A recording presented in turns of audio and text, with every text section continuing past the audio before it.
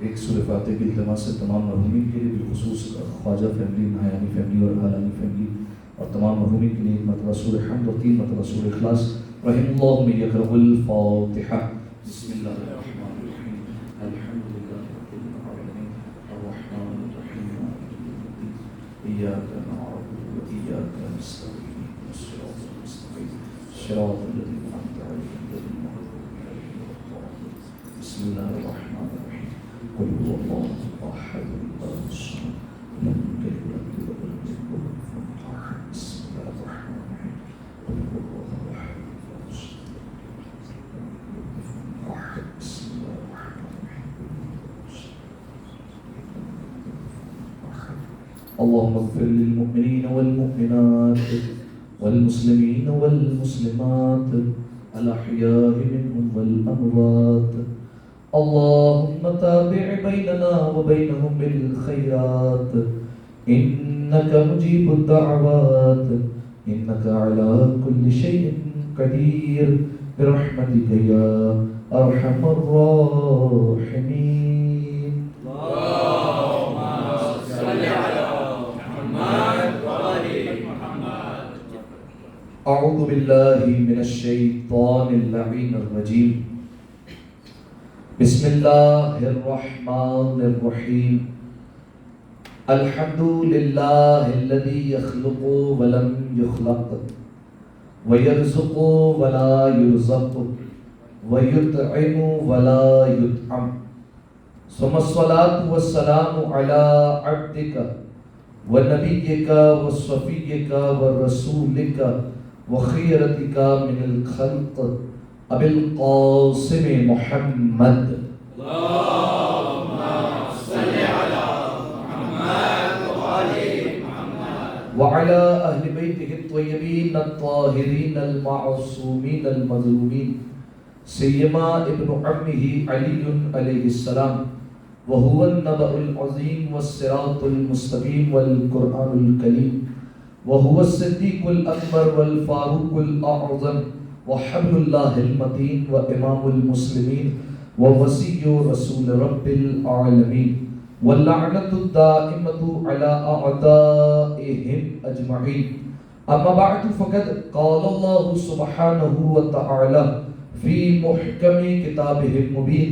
بسم الله الرحمن الرحيم. وإذ تأذن ربكم لئن شكرتم لأزيدنكم. صلوات على محمد وآل محمد. اللهم صل على محمد وآل محمد. بسم الله الرحمن الرحيم. اللهم كل وليك الحجة ابن الحسن صلواتك عليه وعلى آبائه في هذه الساعة وفي كل ساعة وليا وحافظا وقائدا وناصرا وذليلا وعينا حتى تسكنه أرضك طوعا وتمتعه فيها طويلا. صل على محمد وآل محمد. اس سے بہتر انداز سے مل جل کر بآواز بلند صلوات دیا کریں. اللهم صل على محمد وآل محمد. سامعین محترم، عزیزان گرامی قدر، ایثار ثواب کے عنوان سے اس روحانی مجلس عزا کا انعقاد کیا گیا ہے. جس آیہ مجیدہ کو آپ کی خدمت عالیہ میں پیش کیا اس کا تعلق سورہ مبارکہ ابراہیم سے. آیت کا نشان 7 ہے. اس آیت میں پروردگار عالم تمام انسانوں کو شکر کرنے کی تاکید ادا کر رہا ہے. پروردگار عالم کی بے شمار نعمتیں ہیں جو اللہ نے ہمیں عطا کی ہیں، اور یہ عقل کا تقاضا ہے کہ اگر کوئی آپ کو کوئی چیز عطا کرے تو اس کا شکر کیا جاتا ہے، شکریہ ادا کیا جاتا ہے. اور یقیناً سب سے زیادہ اس کائنات میں نوازنے والا پروردگار عالم ہے. اس کی ذات نے سب سے زیادہ ہمیں نوازا ہے، لہذا سب سے زیادہ شکر بھی اسی کا بنتا ہے. اور پروردگار عالم نے اس آیت میں یہی فرمایا ہے وَإِذْ تَأَذَّنَ رَبُّكُمْ، اور تمہارے پروردگار کی طرف سے اعلان ہو چکا ہے لَإِن شَكَرْتُمْ لَأَزِيدَنَّكُمْ، اگر تم چاہتے ہو کہ تمہاری نعمتوں میں اضافہ ہو جائے تو تمہیں چاہیے کہ تم شکر کیا کرو. ہر ایک انسان جو اس روئے زمین پر بستا ہے، ہر ایک یہی چاہتا ہے کہ پروردگار عالم میری نعمتوں میں اضافہ کر دے، پروردگار عالم میرے رزق میں برکت دے دے، پروردگار عالم میرے رزق میں وسعت دے دے، پروردگار عالم مجھے اچھا گھر عطا کر دے، مجھے اچھی گاڑی مل جائے، مجھے فلاں چیز مل جائے، فلاں چیز مل جائے. ہر ایک کی یہ خواہش ہوتی ہے کہ مجھے نعمت ملتی رہے اور نعمتوں کا سلسلہ منقطع نہ ہو. ہر ایک یہی چاہتا ہے. پروردگار عالم نے اس آیہ مجیدہ میں نسخہ بتایا کہ اگر دیکھو نعمتیں لینا چاہتے ہو اور چاہتے ہو کہ نعمتوں کا تسلسل باقی رہے اور تمہیں میں نوازتا رہوں، ویسے تو ہر ایک کو پروردگار عالم نوازے گا، لیکن جو مانگے گا پروردگار عالم اسے خاص عطا کرے گا. لہذا چاہتے ہو کہ اگر تمہیں نعمتیں ملتی رہے تو تم میرا شکریہ ادا کرتے رہو، تم میرا شکر بجا لاتے رہو. دیکھیں سامعین محترم، ترجمہ آپ نے محفوظ کر لیا. اس آیت میں پروردگار عالم نے نہ صرف شکر کرنے کی تاکید کی ہے بلکہ اپنی اس بات پر وزن بھی پیدا کیا. دیکھیے اپنی بات پر اس میں زور بھی دیا. ایک یہ ہوتا ہے کہ انسان سرسری طور پر ایک بات کہہ دے، ٹھیک ہے، ہر زبان میں آپ جانتے ہیں کہ کلام میں بات کرنے میں بیٹا خاموش ہو جاؤ، کیا ہوگا؟ صلوات پڑھیں ایک دفعہ مل کر.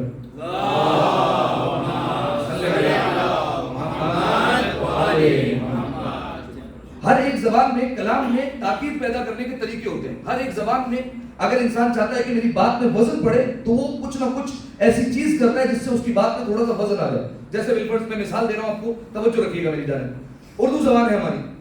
اردو زبان میں اگر ہم چاہتے ہیں کہ ایک بات کہیں اور اس بات میں وزن بھی پیدا ہو تو ہم کیا کرتے ہیں؟ ساتھ میں قسم کھا لیتے ہیں، صحیح، تاکہ ہماری بات میں ایک وزن پیدا ہو جائے اور سامنے والا ہماری بات کا اعتبار کر لے. قسم کھاتے ہیں. یہ قسم کھانا صرف اردو سے مخصوص نہیں ہے، اور بھی زبانوں میں قسم کھائی جاتی ہے. اسی طریقے سے بالفرض اگر کلاس میں ایک ٹیچر اپنے اسٹوڈنٹس کو کام دیتا ہے کہ بیٹا یہ کام کر کے آنا، تو اگر وہ فقط یہ جملہ کہے تو اس میں تاکید نہیں ہے، لیکن اس میں تاکید پیدا کرنے کے لیے وہ کچھ الگ خاص جملے کہتا ہے جو ٹیچرز کے ہر میں ہوتے ہیں. بالفرض اگر کام کر کے نہیں آئے تو تمہارے گھر پر فون چلا جائے گا، یا تمہارے گھر پر شکایت کر دی جائے گی، یا تمہیں فلاں فلاں سزا دی جائے گی. یہ کیا کیا جا رہا ہے؟ یہ اپنے کلام میں وزن پیدا کیا جا رہا ہے، یہ اپنے کلام میں تاکید پیدا کی جا رہی ہے. پروردگار عالم اس کو اپنے کلام میں وزن پیدا کرنے کی کوئی ضرورت نہیں ہے. وہ صادق القول ہے، اس کی ہر بات سچی ہے، وہ جو کہے ہمیں ویسے ماننا ہے. لیکن پروردگار عالم نے پھر بھی اس آیت میں دیکھیے تاکید پیدا کی ہے، اپنے کلام میں وزن پیدا کیا. کس طریقے سے؟ کلام عرب میں جو تاکید پیدا کی جاتی ہے، اپنی بات میں وزن پیدا کیا جاتا ہے، اس کے کئی طریقے ہیں. اب میں آپ کے سامنے کچھ طریقے رکھتا ہوں. جیسے بالفرض اگر بالفرض کلام عرب میں کوئی اپنے کلام میں وزن پیدا کرنا چاہ رہا ہے تو ایک طریقہ یہ کہ فعل کے آگے، کام کے آگے، ورب کے آگے ایک لام لگا دے. لام مفتوحہ ایسا لام جس کے اوپر زبر لگا ہوا. اگر یہ لام آئے گا تو تاکید ہو جائے گی. ایک مثال دیتا ہوں قرآن مجید کی آیت سے، سورہ مبارکہ بقرہ کی آیت ہے وَلَنَّبْلُوَنَّكُمْ بِشَيْءٍ مِّنَ الْخَوْفِ وَالْجُوعِ وَنَقْصٍ مِّنَ الْأَمْوَالِ وَالْأَنفُسِ وَالثَّمَرَاتِ. ہم تمہیں ضرور آزمائیں گے.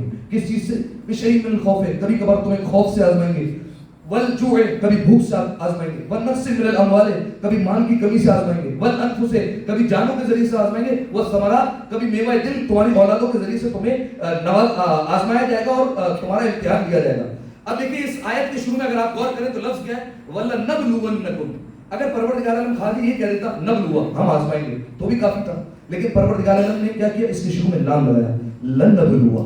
اس کا مطلب یہ نہیں ہوگا کہ ہم آزمائیں گے، اس کا مطلب یہ ہوگا ہم ضرور آزمائیں گے. یہ ہو گیا ایک تاکید کا طریقہ. بات پہنچ رہی ہے آپ تک؟ یہ ہو گیا ایک تاکید کا طریقہ. ایک اور تاکید کا طریقہ ہے کہ وہ جو ورب ہے، وہ جو فعل ہے، اس کے آخر میں ایک نون لگا دو اور نون کے اوپر تشدید لگا دو تو مزید تاکید پیدا ہو جائے گی. اسی آیت میں دیکھیے پروردگار عالم یہ نہیں کہہ سکتا تھا وَلَنَبْلُوَا، ہم ضرور آزمائیں گے. اس نے یہ نہیں کہا، اس نے کہا وَلَنَبْلُوَنَّكُمْ، آخر میں نون لگایا، ہم ضرور آزمائیں گے تمہیں. یعنی یہ طے شدہ ہے کہ جو مومن ہے ان کو آزمایا جائے گا. کبھی خوف سے آزمائیں گے، کبھی بھوک سے آزمائیں گے، کبھی مال کی کمی سے آزمائیں گے، کبھی اولاد سے آزمائیں گے. پروردگار عالم نے تاکید پیدا کرنے کا طریقہ سکھایا ہمیں قرآن مجید میں. اس آیت میں بھی پروردگار عالم نے آپ دیکھیے تاکید پیدا کی. کیا کہا؟ وَإِذْ تَأَذَّنَ رَبُّكُمْ، اور تمہارے رب کی طرف سے اعلان ہو چکا ہے لَإِن شَكَرْتُمْ، اگر تم شکر کرو گے لَأَزِيدَكُمْ. یہ نہیں کہا اللہ نے کہ اللہ تمہاری نعمتوں میں اضافہ کرے گا. لَأَزِيدَنَّكُمْ، لام بھی آیا، نون بھی آیا، تمہاری نعمتوں میں ضرور اضافہ کریں گے. تو پروردگار عالم نے یہ 100% کا نسخہ دے دیا کہ اگر تم شکر کرتے رہو گے تو ہم تمہیں نوازتے رہیں گے، ہماری نعمتیں تم تک مسلسل پہنچتی رہیں گی. ایک دفعہ سوال پڑھیں گے کرنا آواز بلند.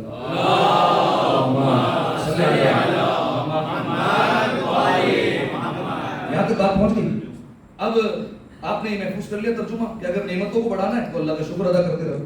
ایک سوال ہے آپ سے سیدھا سادہ اور چھوٹا سا اور معصومانہ سوال ہے, اور وہ سوال یہ, کیا پروردگار عالم کا کوئی شکر ادا کر سکتا ہے؟ اس روئے زمین پر کوئی ایسا ہے جو یہ دعویٰ کر سکے اور اپنے سینے پر ہاتھ رکھ کر کہہ سکے کہ میں پروردگار عالم کا شکر ادا کر سکتا ہوں؟ ہے جو یہ کہہ سکتا ہوں؟ تو جب ہے نہیں اور یہ دعویٰ مکمل ہو نہیں سکتا تو پروردگار عالم قرآن میں کیا کیوں ہے کہ شکر ادا کرو تو نعمتوں میں اضافہ کروں گا. ایک طرف کہتا ہے شکر بھی کرو اور دوسری طرف یہ بات بھی ثابت ہے کہ شکر اس کا ادا ہو نہیں سکتا. اچھا آپ بتائیے شکر ادا کیسے ہو سکتا ہے؟ انسان اگر جسم میں اپنے غور کر لے تو کتنی نعمتیں پروردگار عالم نے عطا کی. 2 آنکھیں 2 کان. آپ کو اگر کوئی کہے حضور آپ کے پاس 2 آنکھیں, ایک آنکھ جو ہے وہ ہمیں بیچ دیجیے 10 کروڑ روپے میں, آپ بیچ دیں گے؟ آپ اتنا سوچ رہے بیچ دیں گے؟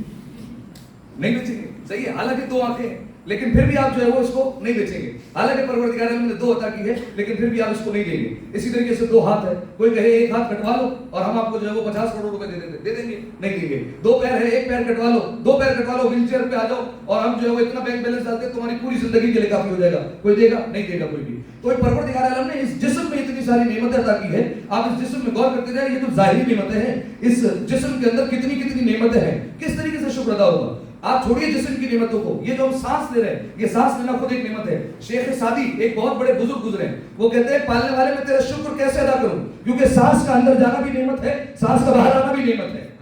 آپ یہ غور کیجیے, اگر انسان کی سانس اندر جائے باہر نہ آئے تو وہ اٹھ نہیں سکے گا, اور سانس اندر سے باہر نہ آئے تو بھی جو ہے وہ نہیں اٹھ سکتا ہے. دونوں صورتوں میں اس کا اٹھنا محال ہے. سانس کا اندر جانا بھی ضروری, سانس کا باہر آنا بھی ضروری. شیخ سعدی کہتے ہیں پالنے والے تیرا شکر کیسا ادا ہو کہ ہر سانس پہ مجھ پر 2 شکر واجب ہے. سانس کا اندر جانا نعمت, سانس کا باہر جانا نعمت. ہر سانس پر جو اندر جا رہی ہے اس پر بھی شکر اللہ کہو, جو سانس باہر آ رہی ہے اس پر بھی شکر اللہ کہو. تو اب کیا کرے انسان, کام دھندا کر دے.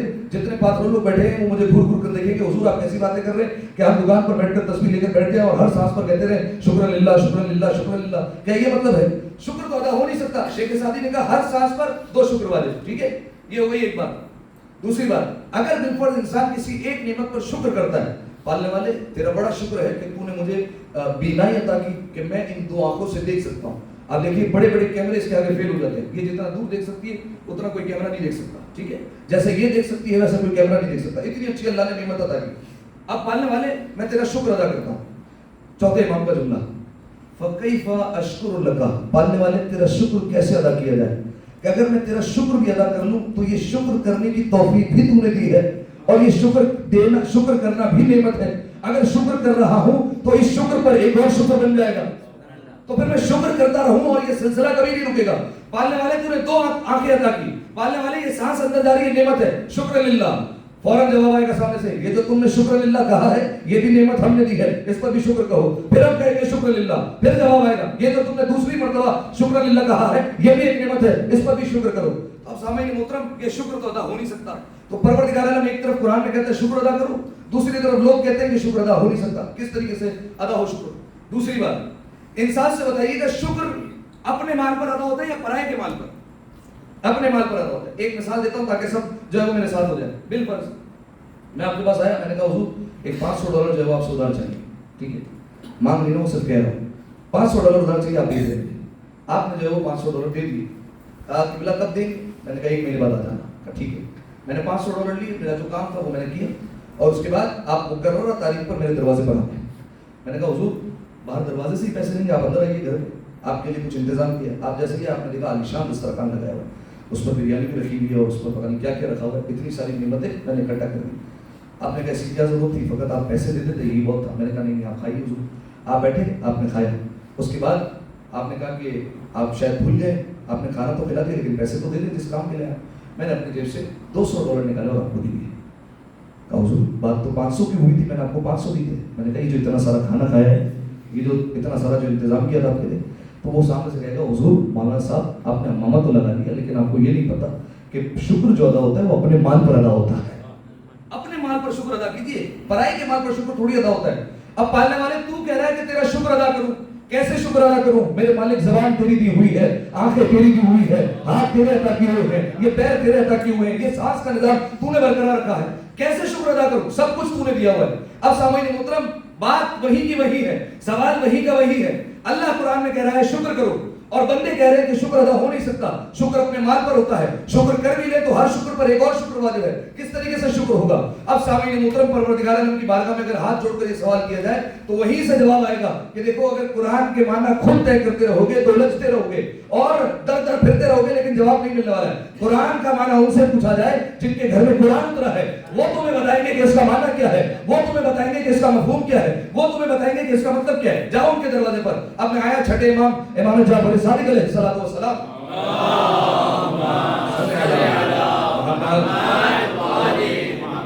ان کے دروازے پر میں پہنچا اور مولا کی بارگاہ میں ہاتھ جوڑے. مولا آپ بتائیے کہ شکر کس طریقے سے ادا ہو.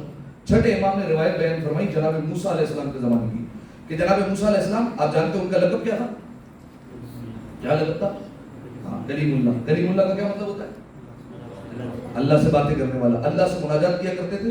یہ پروردگار عالم نے جناب موسیٰ علیہ السلام کو اولو العزم بنایا, کتاب بھی عطا کی, صاحب شریعت نبی کو بنایا, اور ساتھ میں کلیم اللہ جیسی صفت بھی عطا کی, یعنی اللہ خود باتیں کیا کرتا تھا جناب موسیٰ علیہ السلام سے. کوہ طور پر جاتے تھے اور جناب موسیٰ علیہ السلام پروردگار عالم سے مناجات کیا کرتے تھے. کئی واقعات آپ کو ملیں گے. کئی بندے جناب موسیٰ علیہ السلام سے کہتے تھے کہ ہمارا یہ فلاں معاملہ اللہ سے پوچھ کر آؤ. جناب موسیٰ علیہ السلام جواب لے کر آتے تھے. تو سامعین محترم, جناب موسیٰ علیہ السلام ایک دن پروردگار عالم کے پاس پہنچے, اور پروردگار عالم کے پاس پہنچ کر جناب موسیٰ علیہ السلام نے جیسے ہی مناجات شروع کی تو مناجات کے درمیان میں پروردگار عالم نے ایک فکرہ کہا, اے موسیٰ میرا شکر ادا کر. جناب موسیٰ علیہ السلام نے وہی بات کہی جو ہم نے سوال لائن کیا ہے, مالک سب تو نے عطا کیا, یہ زبان جس سے شکر ادا کرنے کا کہہ رہا ہے, یہ زبان بھی تو نے دی ہے, نعمت کا شکر کیسے ادا ہوگا؟ میرے مالک سب کچھ تیرا دیا ہوا ہے, شکر ادا ہوتا ہے اپنے مال پر, ہمارے پاس اپنا کچھ ہے ہی نہیں, سب کچھ تیرا ہے. پروردگار عالم کی طرف سے فوراً جواب آیا, اے موسیٰ ہم کب کہہ رہے ہیں کہ زبانی شکر ادا کرو, ہم کب کہہ رہے ہیں کہ تسبیح پکڑ کر بیٹھ جاؤ اور شکر للہ پورا دن کہتے رہو. شکر کا مطلب یہ نہیں ہے, شکر کا مطلب یہ ہے کہ جو نعمتیں میں نے تمہیں عطا کی ہے بس اس کے بارے میں یہ تصور رکھو, یہ سمجھو کہ یہ نعمتیں میری نہیں ہیں, میں اس نعمت کا مالک نہیں ہوں, یہ اللہ کی نعمتیں میرے پاس امانت ہے, جب وہ مانگے گا مجھے واپس دے دینی ہے. یہ ہے شکر کا مفہوم. جتنی نعمتیں اللہ نے عطا کی ہے ہر ایک کے بارے میں یہ تصور ہونا چاہیے, جو دیا ہے وہ اس کی طرف سے نعمت تو ہے, لیکن یہ میری ذاتی ملکیت نہیں ہے, یہ اس کا کرم ہے کہ اس نے مجھے نوازا ہے, جب چاہے واپس لے لے, اس نے میرے پاس امانت کے طور پر رکھوایا ہے. جب امانت کے طور پر ہم سمجھیں گے تو کیا مطلب ہوگا, اگر مل جائے تب بھی الحمدللہ, چلا جائے تب بھی الحمدللہ. اسی لیے پروردگار عالم نے کیا کہا, ہم تمہیں آزمائیں گے, ضرور آزمائیں گے, کبھی خوف کے ذریعے سے, کبھی بھوک کے ذریعے سے, کبھی ہم تمہیں آزمائیں گے مال کی کمی سے, کبھی جانوں کے ذریعے سے آزمائیں گے, کبھی اولاد کے ذریعے سے آزمائیں گے. اگر تم ان پر پریشان ہو گئے, شکوے شکایت کرنے لگے, تو تم نے حقیقی شکر کا مفہوم سمجھا نہیں ہے. حقیقی شکر یہی ہے کہ یہ ساری چیزیں تھی ہی ہماری, جب ہے ہماری تو تمہارے پاس امانت کے طور پر تھی, جب ہم نے لے لی ہے تو تمہیں کوئی رنج نہیں ہونا چاہیے, تمہیں کوئی غم نہیں ہونا چاہیے. ایک دفعہ صلوات پڑھیں مل کر آواز کرو, اللہم صلی علی محمد و آل محمد. اس سے ادھر صلوات پڑھیں مل کر آواز کرو, اللہم صلی علی محمد. اب سامعین محترم, شکر کا مفہوم الحمدللہ آپ کو واضح ہو گیا کہ شکر کا مطلب کیا ہے. پروردگار عالم نے جو کہا ہے کہ شکر ادا کرو, اس کا کیا مطلب ہے, کس طریقے سے پروردگار عالم کا شکر ادا کیا جائے. اب سامعین محترم دیکھیے, پروردگار عالم نے کئی نعمتیں عطا کی ہیں اور کئی پروردگار عالم نے ہمیں چیزوں سے نوازا ہے, ہر ایک کا شکر واجب ہے, لیکن اس میں کچھ نعمتیں ایسی ہیں جو بہت بڑی نعمتیں ہیں جو پروردگار عالم نے ہمیں عطا کی, جس کا شکر تو لازم ہے, زبانی شکر بھی واجب ہے, دل سے شکر بھی واجب ہے. جیسے پروردگار عالم نے ہمیں ایسے گھرانے میں پیدا کیا جس گھرانے میں علی کی محبت پائی جاتی ہے. کتنی بڑی نعمت ہے, کتنوں کو یہ جو ہے وہ نعمت میسر ہوئی. پروردگار عالم نے ایسے گھرانے میں پیدا کیا جو شیعہ اثنا عشری ہے, 12 اماموں کو ماننے والے ہیں. کتنے گھرانے ہیں جن کو یہ نعمت عطا نہیں ہوئی ہے. پروردگار عالم نے ہمیں ایمان کی دولت سے نوازا, ہم اللہ کو ایک مانتے ہیں, رسول کو آخری رسول مانتے ہیں. کتنی نعمتیں ہمیں عطا کی. کتنے ایسے گھرانے ہیں جو ان سارے مفہوم سے ناولد ہے, جنہیں پتہ ہی نہیں ہے یہ چیز ہے کیا. پروردگار عالم نے ہمیں جو ہے وہ چیز عطا کی. اللہ نے ہمیں ولایت کا امیر المومنین عطا کی, کتنی بڑی نعمت ہے. اسی طریقے سے پروردگار عالم نے ایک اور نعمت عطا کی جس کا نام ہے ماں باپ. بڑی نعمت ہے. جن کے پاس, اچھا یہ آپ جانتے ہیں, جن کے پاس نعمت نہیں ہوگی ان کو قدر ہوگی. یہ ایک شروع سے بات ہے. بالفرض اگر کسی کے پاس بہت زیادہ دولت ہے تو آپ کو اسراف کرتا ہوا نظر آئے گا, لیکن ایک وقت وہ آئے گا کہ جب اس کا امتحان کیا جائے گا اور اس کے ہاتھ میں فراوانی نہیں رہے گی اور رزق تنگ ہوگا, تو پھر اسے وہ زمانہ یاد آئے گا جب تھا تو اس طریقے سے خرچ کیا کرتا تھا, اتنا لٹا دیا کرتا تھا, فلاں جگہ پر جہاں خرچ کرنے کی ضرورت نہیں تھی وہاں پر بھی خرچ کر دیا, فوراً یاد آئے گا. اسی طریقے سے اگر جو ہے وہ پروردگار عالم کوئی نعمت عطا کرے تو انسان جو ہے وہ اس وقت قدر نہیں کرتا جب نعمت ہوتی ہے، لیکن جب وہ نعمت سے محروم ہو جاتا ہے پھر قدر کرتا ہے۔ یہی معاملہ ماں باپ کا بھی ہے، جب تک ماں باپ زندہ ہے تو انسان کو قدر نہیں ہوتی۔ کئی ایسی باتیں ہوتی جو ماں باپ کو کہہ جاتا ہے، لیکن جب وہ دنیا سے چلے جاتے ہیں، دیکھیے باتیں صرف ہم سنتے ہیں کہ اللہ نے کہا اپنے ماں باپ کے سامنے خبردار اف تک نہ ہو، صحیح؟ کتنے لوگ اپنے ماں باپ کو کیا کیا باتیں بھول جاتے ہیں، اف تو بہت جو ہے وہ ان کے لیے چھوٹی بات ہوگی، حالانکہ معصوم کا یہ فرمان ہے۔ معصوم نے فرمایا جو اللہ نے قرآن میں کہا ہے نا کہ اپنے والدین کو اف بھی نہ کہو، کہا چھٹے امام نے فرمایا اگر یہ اف سے چھوٹا لفظ بھی کوئی ہوتا تو اللہ قرآن میں وہ رکھتا، اف نہ رکھتا، صحیح؟ یعنی اپنے ماں باپ کے سامنے وہ لفظ بھی جو ہے وہ ادا نہ کرنا۔ تو انسان جو ہے وہ جب تک ماں باپ ہے کیا کیا چیزیں ان کو بولتا رہتا ہے، لیکن جیسے چلے گئے پھر قدر ہونے لگتی ہے۔ انسان کی کئی جو ہے وہ خواہشیں ہوتی ہیں، بالفرض کاش میرے ماں باپ ہوتے تو آج وہ میری اولاد کو کھیلتا ہوا دیکھتے، بالفرض کاش میرے ماں باپ ہوتے تو آج میں اتنی ترقی کر رہا ہوں تو وہ مجھے ترقی کرتا ہوا دیکھتے تو وہ انہیں خوشی ملتی، ان کا ایک خواب تھا، صحیح؟ یہ قدر ہوتی ہے بعد میں جب ماں باپ چلے جاتے دنیا سے، ٹھیک ہے؟ اب چونکہ یہ ایصال ثواب کی مجلس ہے اور چونکہ ایک باپ کی بھی مجلس ہے ایک طریقے سے، لہٰذا اس میں انہی کے حوالے سے میں بات کرتا ہوں اور بات جو ہے وہ 5 سے 7 منٹ میں سمیٹتا ہوں۔ ایک دفعہ سوال پڑھیں گے کربا آواز میں،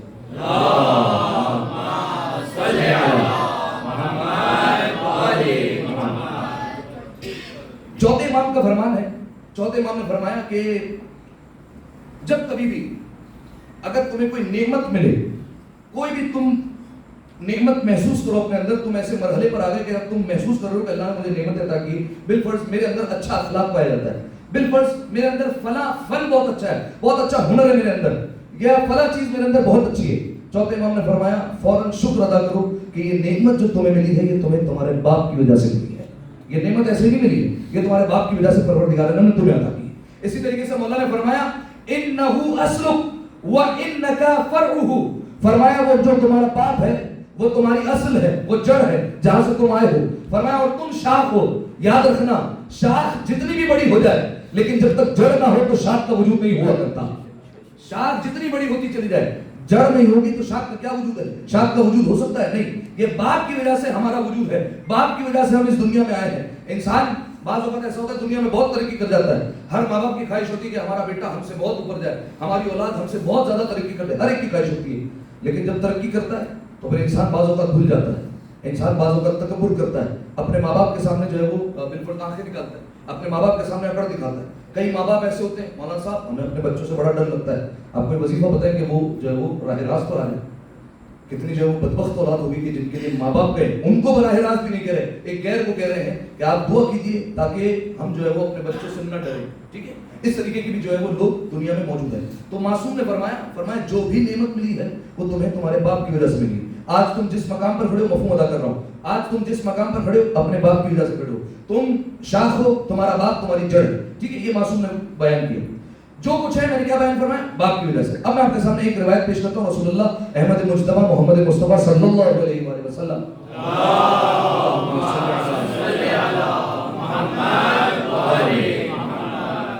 ان کے زمانے کی روایت، توجہ چاہو۔ ایک شخص آیا رسول اللہ کی خدمت میں، رسول اللہ کی بارگاہ میں پہنچا، یا رسول اللہ ایک حاجت ہے آپ کی بارگاہ میں لے کر آیا۔ رسول اللہ نے کہا بیان کرو۔ کہا یا رسول اللہ میں کماتا ہوں، بڑی محنت کرتا ہوں، بڑی مشقت کرتا ہوں اور کچھ پیسے میں حاصل کرتا ہوں، یا رسول اللہ خرچ بھی کرتا ہوں صحیح طریقے سے اور کوشش کرتا ہوں کہ بالکل مہینے کے آخر میں اس کو بچا بھی لوں، لیکن یا رسول اللہ ایک مسئلہ ہے، میں جو کچھ کماتا ہوں، جو کچھ بچاتا ہوں، میرا باپ سب کچھ خرچ کر دیتا ہے، آپ میرے باپ کو بلائیے اور سمجھائیے۔ رسول اللہ نے کہا کہ بلاؤ اپنے باپ کو اور ان سے پوچھا جائے کہ ایسا کیوں کرتے ہو اور کیوں تمہاری ساری کمائی جو ہے وہ خرچ کر جاتے ہیں۔ ان کو بلایا جائے۔ ان کا باپ جو تھا وہ کسی جنگل میں یا کسی کھیت میں ہوا کرتا تھا، لہذا کچھ لوگ پہنچے رسول اللہ کا پیغام لے کر، کہ رسول اللہ نے طلب کیا ہے۔ کہا کہ کیوں طلب کیا ہے؟ کہا رسول اللہ نے اس لیے بلایا ہے کیونکہ تمہارے بیٹے نے رسول اللہ کے پاس آ کر تمہاری شکایت کی، اس لیے رسول اللہ بلا رہے۔ اب جب اس نے سنا یہ تو وہ بڑا غم زدہ ہوا کہ میرے بیٹے نے آ کر رسول اللہ کو جا کر شکایت کی، بڑا غم زدہ ہوا، اس کو چوٹ لگی، رونے لگا اور چلا ان کے ساتھ، اور ساتھ میں کچھ اشعار کہتا ہوا چلا رسول اللہ کی بارگاہ۔ عرب زبان کا تھا، عربی میں اس نے کچھ اشعار کہے۔ جیسے ہی رسول اللہ کی بارگاہ پہ پہنچا ہے، جیسے ہی داخل ہوا ہے، اس سے پہلے کہ رسول اللہ اس سے کچھ پوچھتے، رسول اللہ اس سے کچھ دریافت کرتے، رسول اللہ اس کو کچھ سمجھاتے، جبرائیل نازل ہو گئے۔ یا رسول اللہ پروردگار عالم کہہ رہا ہے اللہ کا حکم یہ ہے کہ جو باپ اور بیٹے کا معاملہ ہے اس کو بعد میں سلجھائیے گا، پہلے اس سے پوچھیے کہ جو شعر پڑھتا ہوا تھا راستے میں وہ آپ کو سنائے، پہلے سے شعر سنیے کہ کیا شعر پڑھا تھا یہ۔ رسول اللہ نے کہا سناؤ شعر، پروردگار عالم کی بارگاہ سے حکم آ گیا، اب شعر سنانا تم پر لازم ہے، مجھ پر پوچھنا لازم ہے، سناؤ شعر، کون سے شعر پڑھے تم نے؟ اب اس نے عربی میں شعر پڑھے، میں آپ کے سامنے ترجمہ رکھتا ہوں۔ اس نے کہا یا رسول اللہ جب مجھے پیغام ملا کہ میرے بیٹے نے شکایت کی تو میں نے راستے میں یہ اشعار پڑھے۔ کیا اشعار پڑھے؟ اپنے بیٹے کے متعلق، اے میرے بیٹے، مجھ سے اور میری اور تمہاری محبت کا آغاز اسی دن سے ہو گیا تھا جس دن تم دنیا میں آئے تھے۔ اے میرے لال، اے میرے لختے جگر، اے میرے بیٹے، جب تم رات کو نہیں سو پاتے تھے تو خدا کی قسم میں بھی نہیں سو پاتا تھا۔ اے میرے بیٹے، جب تمہیں آرام ملتا تھا تو مجھے بھی چین ملتا تھا۔ اے میرے لختے جگر، جب گرمی پڑتی تھی تو میں سخت دھوپ میں تمہارے لیے محنت کیا کرتا تھا، سخت دھوپ میں مزدوری کیا کرتا تھا تاکہ تمہیں سایہ فراہم کر سکوں، تاکہ تمہارے اوپر گرمی نہ پڑے اور تم پر اس کا کوئی اثر نہ ہو۔ اے میرے لختے جگر، یہ تو بات گرمی کی تھی، لیکن جب سردی آتی تھی تو سخت سردی میں بھی جس وقت لوگوں کے لیے گھروں سے نکلنا مشکل ہوتا تھا، میں اس وقت سخت سردی میں جا کر تمہارے لیے پتھر توڑا کرتا تھا۔ کیوں؟ اس وجہ سے تاکہ تمہیں گرمی کا احساس دلا سکوں، تاکہ تمہارے لیے ہماری زبان میں ایسے کپڑے مہیا کر سکوں جس سے گرمی کا احساس ہوتا ہے کہ میں نے تمہارے لیے اتنی محنت کی۔ اے میرے لختے جگر، جب کبھی تم بیمار ہوئے، جب کبھی تمہیں کوئی بیماری نے آنکھ گھیرا تو اے میرے لختے جگر، میرا طریقہ کار یہ ہوتا تھا کہ میں رات نہ دیکھتا تھا نہ دن دیکھتا تھا، میں نکل پڑتا تھا اور طبیبوں کے پاس، حکیموں کے پاس در در ٹھوکریں کھاتا تھا، اور مقصد صرف ایک ہوتا تھا تاکہ تمہیں سکون مل جائے، تاکہ تم آرام میں ہو جاؤ۔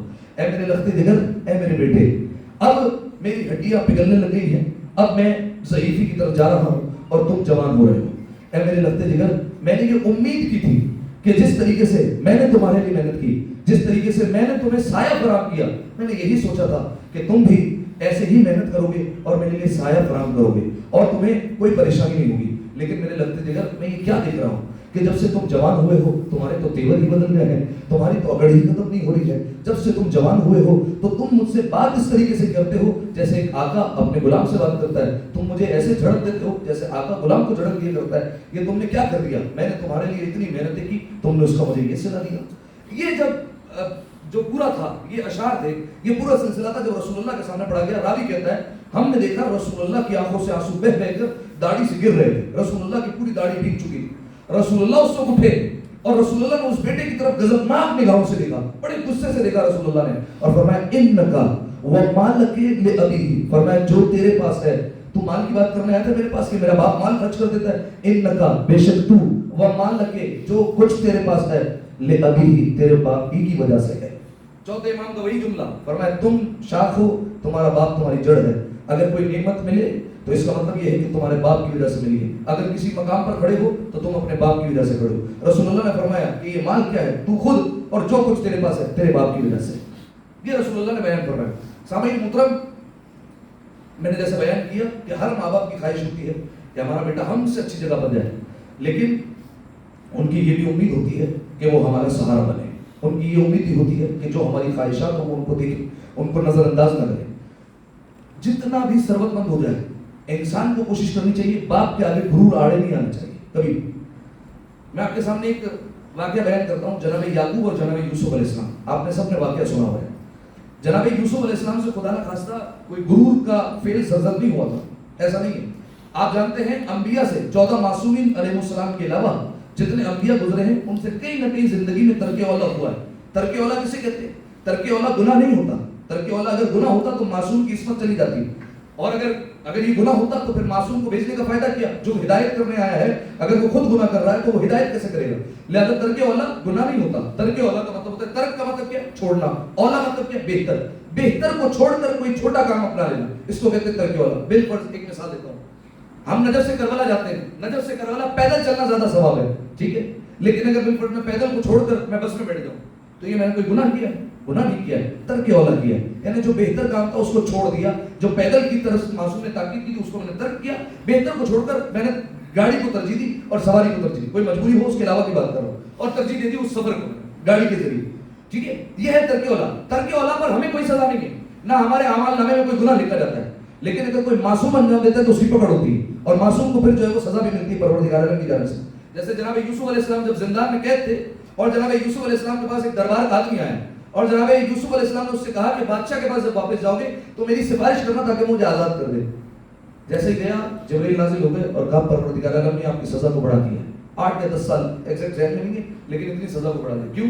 غیر اللہ کو کیسے کہا؟ تم تو نبی خدا ہو، اس زمانے کی حجت ہو، تمہیں ڈائریکٹ ہم سے کہنا چاہیے تھا، ہم سے دعا کرتے، اسے سفارش کرنے کی کیا ضرورت تھی؟ ترک اولا ہوا. اسی طریقے سے جناب آدم علیہ السلام درخت کے قریب چلے گئے، ترک اولا ہوا، سزا کے طور پر کیا ہوا؟ جنت سے نکالے گئے، جنت سے نکال دیا. اسی طریقے سے اور کئی انبیاء سے ترک اولا ہوا. جناب یوسف علیہ السلام سے ایک اور ترک اولا ہوا. اچھا جناب یوسف علیہ السلام کی زندگی میں کئی ترک اولا ملیں گے آپ کو. جیسے بالفرض یہ جو زندان میں گئے تھے، یہ زندان میں بھی کیوں گئے؟ ایک تو یہ کہ قید بڑھ گئی، صحیح، پہلے سے ہی زندان میں تھے. یہ جو پہلی دفعہ زندان میں آئے یہ کیوں آئے؟ اس کی وجہ یہ تھی کہ پروردگار عالم نے کیونکہ ان کو اس کو جوال عطا کیا تھا، تو ایک دن آئینے کے سامنے کھڑے تھے اور انہوں نے اپنے حسن پر ناز کیا. جب ناز کیا تو پروردگار عالم نے زندان کی طرف بھیج دیا. ٹھیک ہے، یہ ہے ترک اولا. برا نہیں ہے اگر بالفرض ہم اپنے شیشے کے سامنے جو ہے وہ بال سنوار رہے اور کہہ رہے ہیں حضور آپ بہت خوبصورت لگ رہے ہیں، اس میں کوئی برا نہیں. لیکن جو ہے وہ اگر معصوم کرے اور معصوم اس طریقے سے کہے، اپنے حسن پر ناز کرے، تو یہ ترک اولا ہے. جناب یوسف علیہ السلام کا ایک اور واقعہ ملتا ہے کہ جب وہ جدا ہو گئے اپنے والد سے، عرصے تک دور رہے ایک دوسرے سے. جناب یعقوب علیہ السلام کو ایک وقت آیا، خبر ملی، جناب یعقوب علیہ السلام چلے ہیں اپنے بیٹے سے ملنے کے لیے. جناب یوسف کو خبر ملی کہ بابا ملنے آ رہے ہیں، وہ بھی چلے ہیں اپنی جگہ سے.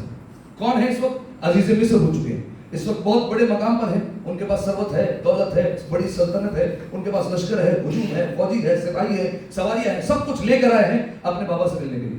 جیسے ہی پہنچے ہیں جناب یعقوب علیہ السلام اور ان کے بھائی سامنے. ہونا کیا چاہیے تھا؟ باپ کے احترام میں نیچے اتر جاتے ہیں. جناب یوسف علیہ السلام اترنے لگے تھے، دل میں خیال آیا. کیا خیال آیا؟ کہ اتنی بڑی سلطنت ہے، اتنے سارے فوجی ہیں، اتنے سارے سپاہی ہیں، سواریاں ہیں، اتنے سارے لوگوں کے سامنے میں باپ کے لیے نیچے اتروں، کیا میرے لیے مناسب ہوگا؟ یہ سوچا انہوں نے محسوس کیا کہ ہاتھ سے ایک نور نکل گیا. انہوں نے کہا یہ کیا تھا؟ فوراً جبرائیل نازل ہوئے، کہا کہ یوسف یہ تم نے اپنے باپ کے احترام میں سواری کو کیوں نہیں چھوڑا، اترے کیوں نہیں نیچے؟ اور فوراً کہا کہ میرے پاس سلطنت ہے، میں عزیز مصر ہو چکا ہوں، اتنی سواریاں میرے پاس سب کچھ ہے، اس لیے میں نہیں اترا، میں نے مناسب نہیں سمجھا. کہا کہ اے یوسف آج جس مقام پر تم ہو، وہی چوتھے امام کا جملہ، آج جس مقام پر ہو یہ تمہارے باپ کی دعاؤں کا اثر ہے. یہ تمہارے باپ نے دعائیں کی ہیں، اس وجہ سے اللہ نے تمہیں اتنا بڑا مقام عطا کیا ہے. تم اس کے مقام اس کے احترام میں نیچے اترے. جناب یوسف علیہ السلام نے کہا اچھا یہ میرے ہاتھ سے کیا نکلا؟ کہ یہ نبوت کا نور نکل گیا. اب یعنی تم تو نبی ہو لیکن اب تمہاری نسل میں آگے چل کر کوئی نبی نہیں آنے والا ہے. پروردگار عالم نے نبوت کو منتقل کر کے تمہارے بھائی، اب تمہارے بھائی کے ذریعے سے نبوت آگے بڑھے گی، یعنی تمہارے بھائی کی نسل میں نبی آئیں گے، تمہاری نسل میں کوئی نبی نہیں آنے والا ہے. صحیح. تو یہ پروردگار عالم نے جناب یوسف علیہ السلام جیسا نبی باپ کے احترام میں فقط نیچے نہیں اترا. تو یہ اس بات کی دلیل ہے کہ کئی عظمتیں انسان سے چھین جاتی ہے. ایک دفعہ صلوات پڑھیں مل کر بابا سے اللہم صلی علی محمد و آل محمد. اس سے بہتر صلوات پڑھیں مل کر بابا سے اللہم صلی علی محمد و آل محمد. اچھا ایک جو ہے وہ بس خالی مسائل کو جو ہے وہ ظاہر ہے ممکن نہیں ہے، فقط اور فقط جو ہے وہ آپ کے سامنے ایک نظم، اگر آپ کو یاد ہو کہ ایک مجلس میں نے آپ کے سامنے پڑھی تھی ماں کے حوالے سے، اور اس میں نے اختتام پر ایک ماں کے حوالے سے پوری نظم آپ کے سامنے پیش کی تھی رضا سرسوی صاحب کی. انہی کی ایک نظم ہے باپ کے حوالے سے جو انہوں نے لکھی ہے وہ آپ کے سامنے پیش کرتا ہوں، اور اس کے بعد جو ہے وہ انشاءاللہ ہم بات کو ختم کرتے ہیں. ایک دفعہ صلوات پڑھیں مل کر بابا سے صلی علی محمد و آل محمد. اچھا یہی جو ہے وہ فضائل ہے، یہی مسائل ہے، اس کو جیسے سننا چاہے ویسے سنیں.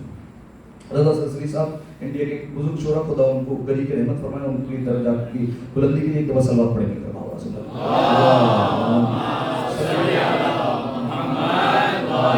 باپ کے حوالے سے وہ کہتے ہیں دن ڈھلے، محسوس کر سکے میرا، دن ڈھلے جب کر کے مزدوری رضا آتا ہے باپ.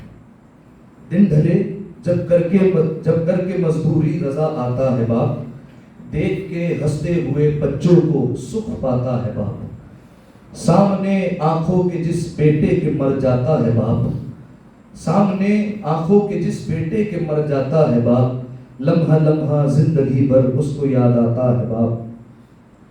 ایک بچے کی طلب میں چھوڑ کر آرام و چین، ایک بچے کی طلب میں چھوڑ کر آرام و چین، جانے کس کس در پہ منت مانگنے جاتا ہے باپ. اور ایسے لگتا ہے کہ جیسے چل رہی ہے کائنات، ایسے لگتا ہے کہ جیسے چل رہی ہے کائنات. گھٹنیوں چلتے ہوئے بچے کو جب پاتا ہے باپ. دیکھتا ہے خواب جن کی زندگی کے واسطے، دیکھتا ہے خواب جن کی زندگی کے واسطے، ان کے ہی ہاتھوں نہ جانے کتنے دکھ پاتا ہے باپ. اور جانے کتنے خواب کرتے ہیں سفر بچوں کے ساتھ، جانے کتنے خواب کرتے ہیں سفر بچوں کے ساتھ، گھر سے پہلی بار جب اسکول لے جاتا ہے باپ، اور عمر بھر رہتی ہے اس بیٹے کے دل میں ایک خلش، عمر بھر رہتی ہے اس بیٹے کے دل میں ایک خلش، جب ترقی دیکھنے سے پہلے مر جاتا ہے باپ، تھام کر انگلی جسے چلنا سکھایا مدتوں، تھام کر انگلی جسے چلنا سکھایا مدتوں، ایک دن اس کے سہارے کو ترس جاتا ہے باپ، جب نمایاں کامیابی چومے بیٹے کے قدم، جب نمایاں کامیابی چومے بیٹے کے قدم، نظر دلواتی ہے ماں سجدے میں گر جاتا ہے باپ، زندگی بھر چلتا رہتا ہے مشینوں کی طرح، زندگی بھر چلتا رہتا ہے مشینوں کی طرح، موت کی گودی میں ایک دن تھک کے سو جاتا ہے باپ، روتے روتے بس یہی کہتا ہے وہ ہائے حسین،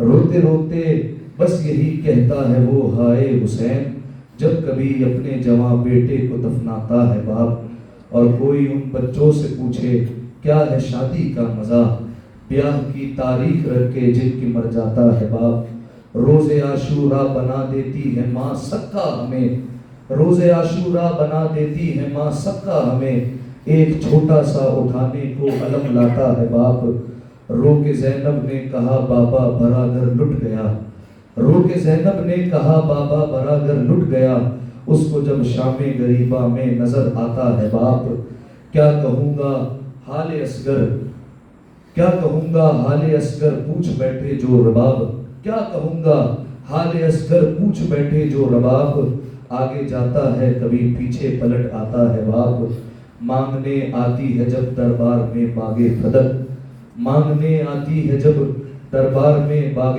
فدق، غم زدہ بیٹی کو جانے کتنا یاد آتا ہے باپ، ہونے ہی والی ہے اس شام غریبہ کی سحر، ہونے ہی والی ہے اس شام غریبہ کی سحر، بازوؤں کو چوم کر بیٹی کو سمجھاتا ہے باپ، اور قید خانے میں ہوا کوہرام بچی مر گئی، قید خانے میں ہوا کوہرام بچی مر گئی، خواب میں ایک شب سکینہ کو نظر آتا ہے باپ، خواب میں ایک شب سکینہ کو نظر آتا ہے باپ، اور عمر بھر کی ساری محنت کا صلہ اولاد سے، عمر بھر کی ساری محنت کا صلہ اولاد سے، فاتحہ بس فاتحہ بس فاتحہ پاتا ہے باپ، اور مقطع لکھیے گا یہ عزاداری کا صدقہ ہے جو برزخ میں رضا، یہ عزاداری کا صدقہ ہے جو برزخ میں رضا، مجلسوں میں روتے ہیں ہم اور جزا پاتا ہے باپ۔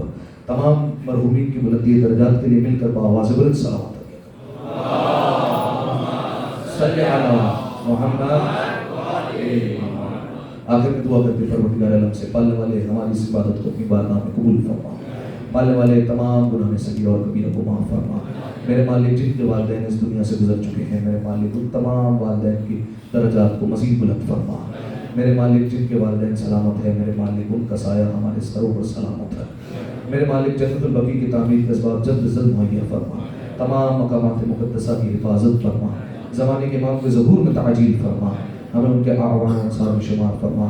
آخر میں ایک سورہ فاتحہ کی التماس سے تمام مرحومین کے لیے بالخصوص ان کے لیے جن کے والدین اس دنیا میں نہیں ہیں ان تمام کے لیے، اور بالخصوص خواجہ فیملی، نایانی فیملی اور حلانی فیملی کے تمام مرحومین کے لیے، اور تمام مرحومین کو شامل کرتے ہوئے ایک مرتبہ سورہ حمد اور 3 مرتبہ سورہ اخلاص، رحم اللہ من یقرأ الفاتحہ۔ بسم اللہ الرحمن الرحیم۔ الحمد للہ